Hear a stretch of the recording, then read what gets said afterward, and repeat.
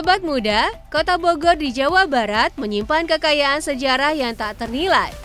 Banyaknya bangunan peninggalan Belanda yang masih berdiri kokoh hingga saat ini menjadi saksi bisu masa kolonial Belanda di Indonesia dan memberikan pesona tersendiri bagi wilayah Bogor.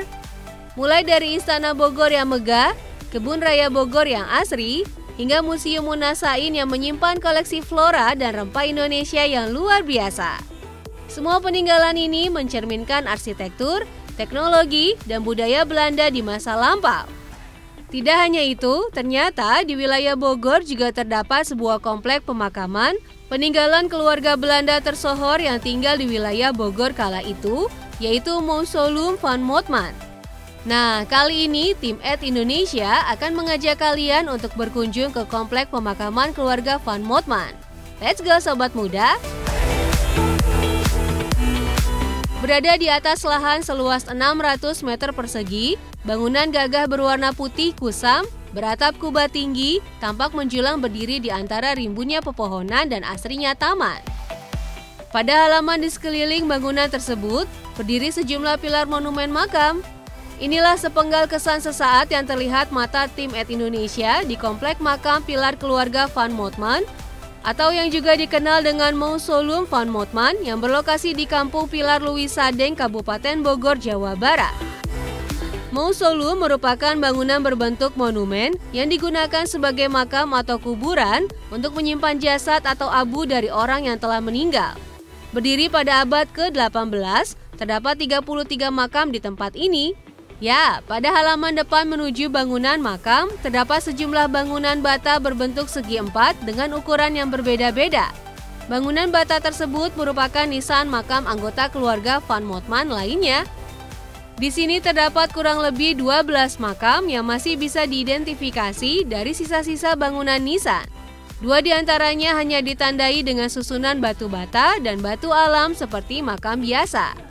Jika sobat muda perhatikan dengan seksama, tiap bangunan makam di kompleks ini terdiri dari bagian dasar atau kaki, badan, dan kepala atau puncak. Bagian dasar berdenah segi empat yang makin ke atas terus mengecil. Sementara itu, pada bagian badannya berdenah segi empat dengan ceruk berbentuk 4 persegi panjang tepat di bagian dindingnya. Di atas ceruk tersebut terdapat ornamen berbentuk melengkung atau datar. Nah, pada bagian atas inilah yang menjadi penanda makam tersebut merupakan makam pria atau wanita. Oh ya, sobat muda, pada dinding bagian makam ini juga terdapat bagian yang melengkung menghadap halaman. Pada bagian ini dahulu terpasang nisan marmer yang bertuliskan nama-nama dari pemilik makam tersebut.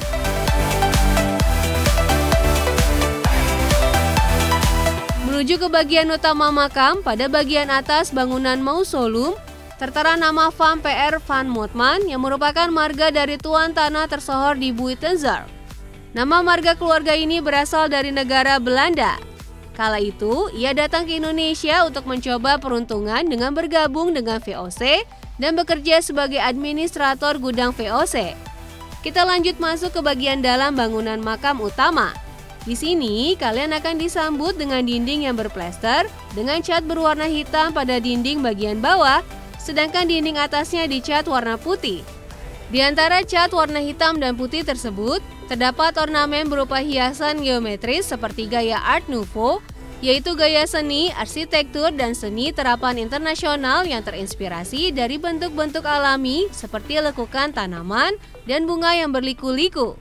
Menuju tengah ruangan, dapat dilihat pada bagian sayap barat dan timur, ada ruangan yang tersekat 2 secara horizontal menjadi 2 bagian, yaitu bagian atas dan bawah.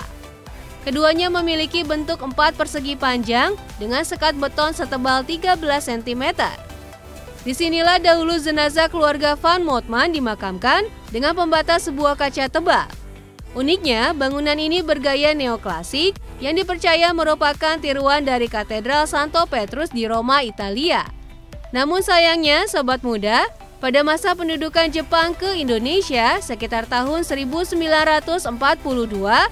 mausoleum ini dirusak oleh pihak Jepang. Akhirnya mumi yang terdapat di dalamnya pun dipindahkan ke Belanda. Seiring berjalannya waktu, mausoleum ini digunakan kembali oleh keluarga van Mottmann. Sebanyak 4 jenazah kembali dimakamkan di tempat ini, namun dalam keadaan tertutup rapat. Sayangnya, pada tahun 1974, bangunan mausoleum kembali dirusak dan mengalami penjarahan oleh orang-orang yang tidak bertanggung jawab. Ya, kala itu semua barang yang bernilai ekonomis seperti batu marmer pelapis lantai mausoleum utama, besi, cincin emas yang ada di dalam lemari mumi di kubah utama, hingga gigi emas semua hilang, termasuk batu nisan penanda makam. Kini hanya menyisakan bentuk yang tidak lagi utuh, jauh dari kesan megah seperti awal mausoleum ini dibangun.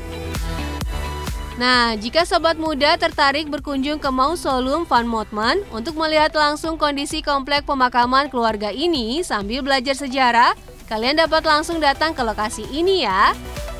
Meski terbuka untuk umum dan gratis, kalian jangan lupa ya untuk bertemu dan meminta izin ke penjaga makam sebelum masuk.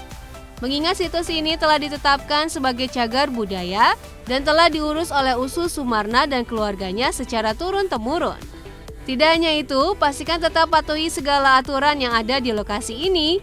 Salah satunya menjaga kebersihannya agar situs ini tetap terjaga.